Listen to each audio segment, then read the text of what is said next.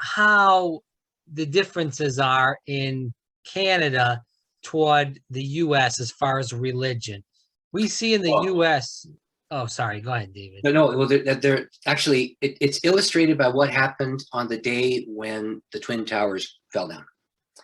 The Really? planes came into the Twin Towers. I actually watched the second one. When the first tower happened, we got a television at our workplace. We set up television. We started to watch it, and we watched as a staff while that second plane flew into the second tower. Mm-hmm. And I was looking at what was happening. It became very clear it was some sort of a terrorist attack at that point in the game. Somebody was intentionally doing this. And then, of course, we heard about the thing where the plane was going for the Pentagon and how some of the passengers on board took out those guys and the plane crashed. I mean, there was this awful moment in American history. And Canada, of course, is a member of NATO, just like you are. And here's what it means. If there is an attack on your soil, the resources of our country are at your disposal. And by the way, if there's an attack on our soil, the resources of your country are at our disposal, and we defend each other. So here's what happened. Of course, Canada has a strong connection with England. England, the United States, and Canada have been historic allies for years. And I watched the three sets of responses. And I watched the English go to St. Paul's Cathedral, set up a worship service, and cry out to God for the salvation of their country and for God to be merciful to England. And then they sang, "Christ is made the sure foundation, Christ the head and cornerstone." And they all sang it together all across England. Then I watched the American one done in the chapel in the Episcopal Church in Washington, where they had Billy Graham speak. And they prayed for the United States, and then they sang, "Mine eyes have seen the glory of the coming of the Lord," and they sang the battle hymn of the Republic. And they asked the Lord to help the nation. In my country, 100,000 people showed up on Parliament Hill, and the prime minister of the country refused to put a priest or a pastor in front of the people, and we just said, "We're going to feel sorry for the Americans." So the English were crying out to God, the Americans were crying out to God, and the Canadians all gathered, and they felt sorry for the US of A. No faith. That illustrates the difference between your country and mine. In fact, when I was a pastor in Alberta, the Canadian government was trying to find a place for one of its chaplains to do an internship. And the guy was, he was 40 years old. He'd had lots of experience in pastoring. We were short a pastor on our staff, and our budget, we couldn't afford to pay for another one. So the Canadian government actually paid this guy to intern at my church and to learn pastoral skills that he didn't need me to teach him because he'd been doing it for years. But I started asking him about the Canadian military. He is not allowed to say the name of Jesus in any public context while he serves for the Canadian military. Can you imagine? You're a pastor serving a constituency, and you're not allowed to use the name of the one who saved you if you're in any kind of public thing, as long as you're on the payroll of the Canadian forces. And it's a crazy thing. You let a Muslim imam talk about Muhammad. You let a Buddhist talk about the Buddha, but you don't let a Christian talk about Jesus. It's very, very, very strange. Whereas in the United States of America, if you run a political campaign, you don't have the Christian vote, you're in trouble. So Joe Biden said to everybody, "Oh, I'm a Catholic," and so the Catholics looked at Joe Biden favorably. Donald Trump, who I don't think has faith. I don't know what he believes. I honestly don't. I mean, I heard him try to quote 2 Corinthians in some presentation he was doing in a Bible school, and he tripped over his words and didn't get the words right. But he had to at least pay lip service to the faith in order to achieve the vote from that constituency. And so you had the Democrat and you had the Republican, both talking about faith in God. I saw Hillary Clinton show off that she was going into a Methodist church. I saw Billy Clinton playing the saxophone in the Pentecostal church because he wanted to court the Pentecostal vote. It's a very, very, very different kind of world in the United States and in Canada when it comes to faith. And what you see in Canada is that if you don't accept the worldview of the current governing authority, they cut off funding for government programming and for ideas. Actually, it happened to me. So here's what happened. There was something called an attestation clause, and I wound up on CBC radio and CBC television on this one because I just didn't understand this. The government of the time said that if anybody said anything about the faith, their funding for the summer works program would be cut off. And so I thought, well, that's crazy. Why? We're offering a job to at this point, we had a summer camp where we hired students, And they would take care of kids, and they'd play games with them, and they'd do Mhm. crafts with them, and there'd be a little song session, and then they'd learn to be nice to each other, et cetera, et cetera. It was a very sweet little program. We ran 4 of those a year, and we hired teenagers to give them a job for the summer. And about 2/3 of that funding came from the Canadian government, and we've been doing it for like 15 years. Right. And then came along this attestation clause that said we had to agree with the current governing government's worldview around some flashpoint issues. And there was all kinds of fuss and bother around this thing. And I was one of the pastors in my city who went on CBC Radio and CBC News, and I said, why does the government of the day have to be a mind? Why do we have to pay lip service to the worldview of the current prime minister in order to receive government funding when we're the ones, the taxpayers, who put the money in there in the first place? And so here's what happened. The Canadian government backtracked on people having to sign that thing. And all the churches in my city got the funding, but mine didn't. I know what happened. They didn't like the fact that I stuck my finger in their eye about saying yes to a worldview. At any rate, there is a consistent and ongoing erosion of the Christian worldview in Canadian society that is far worse than it is in the American culture. I mean, if there's a crisis, Americans stop and pray. If there's a crisis in Canada, Canadians stop and look at each other. We're too polite to say something about heaven or hell or judgment or Jesus or anything like that. So I don't know quite what to do with that. The way that you respond to it in this culture is you have to be extremely careful about how you name what you believe. But just this weekend, I watched the broadcast at Centenary United Methodist Church.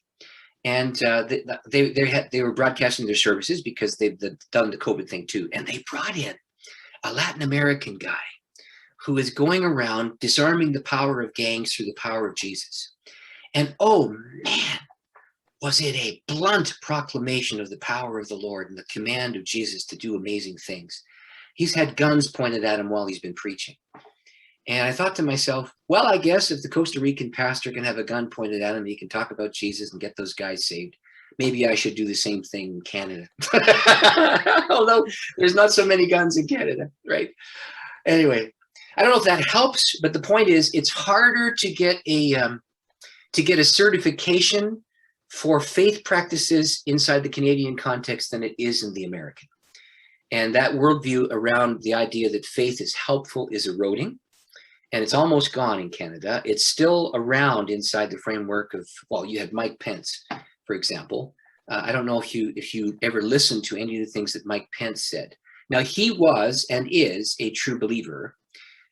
Trump put him onto the ticket so that he could appeal to the constituency. But Mike Pence went around saying, listen, I'm a born-again Christian. I've been a Christian for all these years. Jesus of Nazareth has called me into public service. And I was the governor of Indiana as a born-again believer. He talked that way. And so, and that caused what's called the Catholic vote, which is a coalition of evangelicals and Catholics and Pentecostals and all those kinds of Christians, to side with Trump because of what he was going to do for them. And it was kind of a strange, how do I say this? It was a strange trade-off. Can I say it that way? I don't know what you want to do with that. But I mean, here's the reality. If Joe Biden, I don't know, is the Catholic Church going to kick Joe Biden out because he's pro-choice? I'm not sure. I'm not sure what they're going to do. There's a couple of churches that don't want him to receive communion, but the majority, I think, he's supposed to meet the Pope within the next couple of days, actually. Okay, well, there you go. And the Pope's going to look at him and say, you need to fix that. And Joe Biden's going to say, I'm not going to. I think he's met the Pope a couple of times. What's that, sorry? I think he's met the Pope a couple of times, not as president, but as vice president.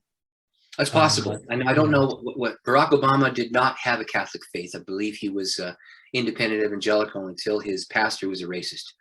And then he stepped away from that. Am I correct on that? Right. That's what happened, yeah. And Obama said that he was a Christian, but he just didn't like the racist worldview of his pastor. And it was a scandal. And he married the daughter of a pastor, I think. Am I correct on that? Was Michelle Obama the daughter of a pastor? No, her dad worked at a factory. No. Okay. Anyway, they were brilliant people.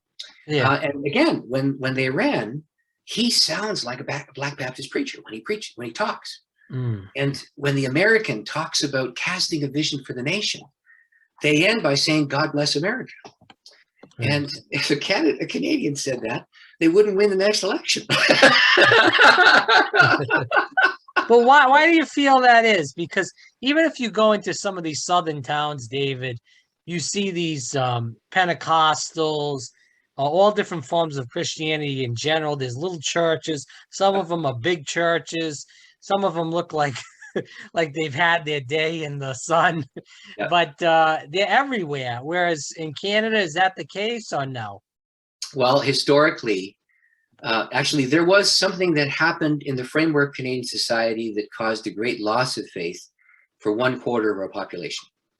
The Roman Catholic Church treated had a deal with the province of Quebec, and they kept people uneducated and poor, and worked to undermine things like decent. They really didn't do a good job. And now, of course, there's trouble with Catholicism across the planet because of these sex abuse scandals. But in the 1960s and 70s, there was a great walking away from all things Catholic inside the framework of Quebec society. And Quebec is, to this day, far more secular than most jurisdictions across the face of planet Earth, because the Catholic Church did not act faithfully with its constituents. So if you're a Quebecois, you'll say, "I'm a Catholic, but I don't go." So there's kind of a veneer of Christianity, but there's no faith lived out. Mhm. And that worldview was exported to different regions of the country, because a large number of seats for our Canadian Parliament come from the province of Quebec. And so what happens in Quebec influences what happens in the rest of the country. And so you see this great falling away. But there are some beautiful churches in like old Montreal and Quebec over there. And they sit Real, empty. Yes, they right. sit empty. They're not full. The ones that are growing are the evangelical churches, and what they're doing is they're reaching ex-Catholics who can't stand Catholicism because right now the sex abuse scandal, before this, the way that they treated poorly and undermined education and healthcare across the province. And they say they do have a faith in Jesus. And if an evangelical comes in and says, "Well, we believe in Jesus, we're not part of the Catholic Church," they'll give them a hearing. Mhm. And so you're seeing those churches begin to grow and rise. You're not seeing a renewal of Catholicism. You're not seeing the faith turn around. Right now, there's a scandal across the country because the Catholic Church had a hand in the destruction of the Aboriginal peoples across the country through the Catholic system. Lots of those little boys and girls were treated poorly by their teachers, and the Canadian government paid them. And so there was this crazy union between the government and the Catholic Church. The other two churches, the United Church, which is the Methodist Church, and the Presbyterian Church, anteed up and paid. The Catholic Church didn't. And so there's a bit of a scandal in the country around that. But it's a deep thing. And so now to say you believe in Jesus in Canada automatically creates distrust. Mhm. People will look at you strangely, and they'll wonder if you're educated or stupid.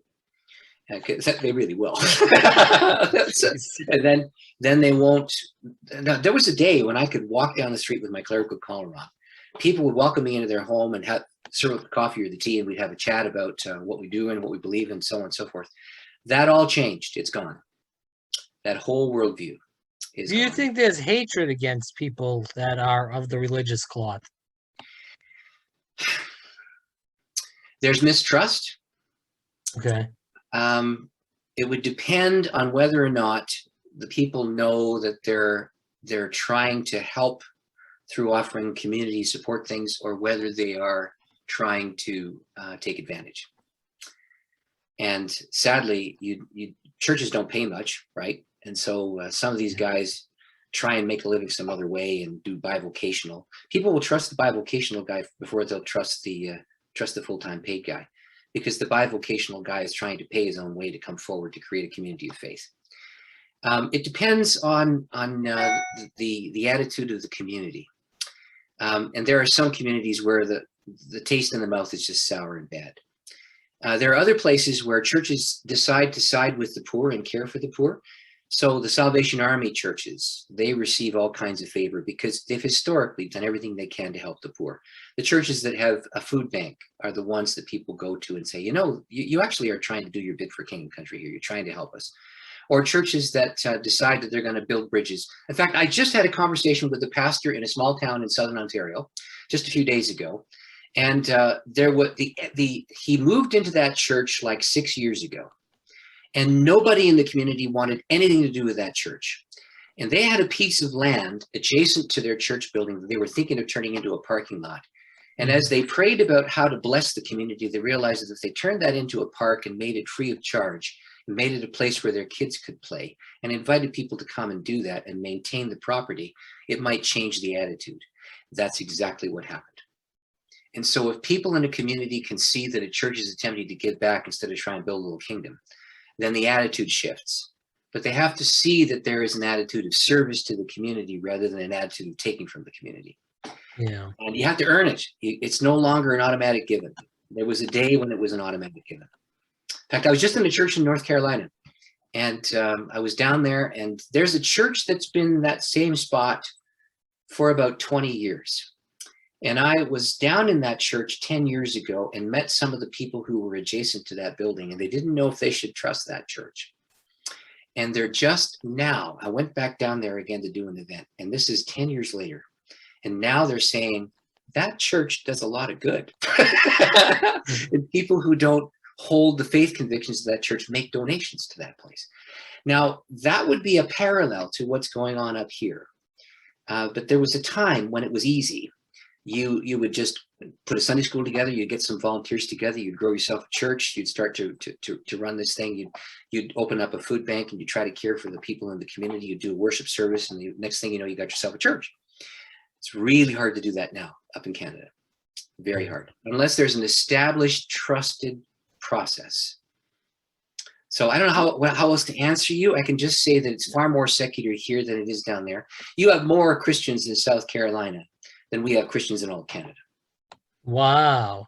So what are the people not? Are they atheists or what are they if they're not Christian?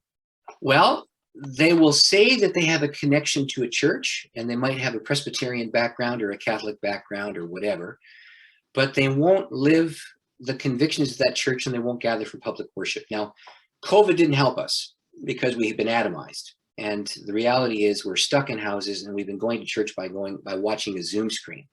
And it's not the same as being in a building and being with people. It's just not the same. And so what churches have seen is that there's been a drop in what's called regular attendance. And here's what people have discovered. If they want to listen to the best, they just get on their Zoom screen and they can listen to the best. There's pastors preaching all across the world. And you don't have to go to your local church to hear the best. What people are looking for is community. And if you can create a place for them to belong, a place where they can hang together, a place where they can have friendships, a place where they can trust people, a place where they can pray about the deep wounds of their soul with someone else that they trust, they will give you the time of day. That's probably the wave of the future. Yeah. Rev.Chotka, you see three types of people that believe and go to church, the people that believe that there's something as far as they believe in Christ, but maybe they don't fully believe. And then you have the people that don't believe at all. Yep. So, and we've kind of, I feel like, dabbled into this in previous podcasts, but I feel like the people that don't believe at all are winning this battle. And well, go ahead. Those who organize around their purposes usually succeed. Right. Those who do not organize around their purposes usually fail. Now, every now and then you get lucky. You trip into somebody else's planning. But usually the person who plans is the one who succeeds. And if you plan to create a framework for faith to grow, you're more likely to succeed than you are to be an atomized individual who does nothing with nobody else. Yeah. And so I do believe that organizing around the faith is a good thing. The only trouble that comes when the organizational structure overtakes the reason for its existence. So you're propping up an old institution because it happens to be there, rather than the fact that you've got people who genuinely believe and want to grow. I do believe in the fellowship principle. I do believe that there are seasons where everybody gets low. There's not a person on earth who hasn't had some bad season in their life. And if you can be around people who can be with you and beside you and pray with you and pray for you, you're going to get yourself back on your feet again. If you do not have that kind of framework around you, you're going to wind up in trouble, and you're going to be atomized, and you're going to just wither away and die. If you want to see society transform toward the good, you have to create a framework to move that forward. If you don't create a framework to move that forward and elicit help and bring people alongside you to do that, then society will always go to the other planner who is planning to export pornography, or planning to export violence, or planning to create a framework where lying and stealing and manipulation becomes ordinary. The only way that you create a framework to transform society is by joining together with people of like mind, praying into those purposes and attempting to follow the leading that you have. You will not be able to do it alone. It's not going to happen. I now know that in Canada, government favor has vanished. And so we have to organize around something that doesn't include government favor. That day may come to the United States of America as well. I'm not sure.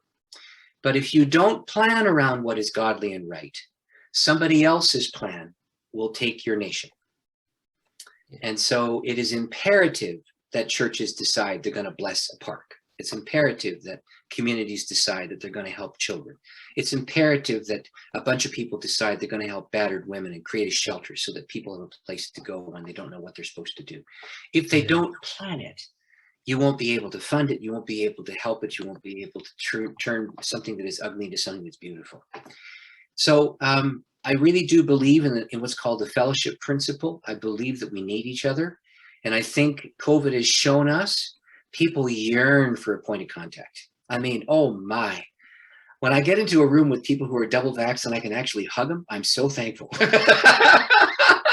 It's so isolating to be in a room and not be able to walk up to somebody and put your hand on their shoulder and say, how you doing? Yeah. There's something powerful about the gathering of people together. It's really, really significant and imperative. So I do classes on Zoom. And I've been doing them for a while now. I had two on Sunday night. I have one on Tuesdays right now at this point in the game. And it keeps me sane because I'm meeting people who want to grow. But I really miss being in front of a congregation. Now it's starting to open up again, but even now it's restricted, and we have to watch the numbers of people who come into our building. We have to make sure that somebody's double vaxxed or had a test or something. But I miss the fact that you could just gather in somebody's home and go for coffee and talk about the things of your family or what you love or what you want to do. Rev.Chotka, again, as we end, can you tell people where they can get the books and also learn more about you in general? Yeah, so you can get these two books on Amazon.com. It's very simple. So one is called Power of Praying. Other is called The Healing Prayers, God's Idea. And you just go to Amazon.com and you can look for my name, Chotka. There's only one of those. So it's Chotka. If you Google that, you'll find actually 3 books there. One is a textbook that's way too expensive. You won't want to buy that. It's a book called Sifting Our Discerning. I think it's like 75 or 80 bucks US. It's just, I don't think you should spend that money on that. If you want to do that, and you want to read my thinking about how to examine the discernment methods of done, this is the book here. But it's way too expensive. Anyway, that's the other one. They're all on Amazon.com. All right, you can all get them. But to be in touch with me, the very simple thing is to go to my website, www.spiritequip.com. And there are links there to my Facebook page, to my YouTube channel, and you can subscribe to receive regular blogs. I blog and I post videos from time to time too. And every now and then I plug a guy named Fire Breathing Rob, and I tell people he's a good guy. All right, that's the plan. That's what we got to keep going. David, it's always a pleasure. Thanks so much. You're welcome, and God bless.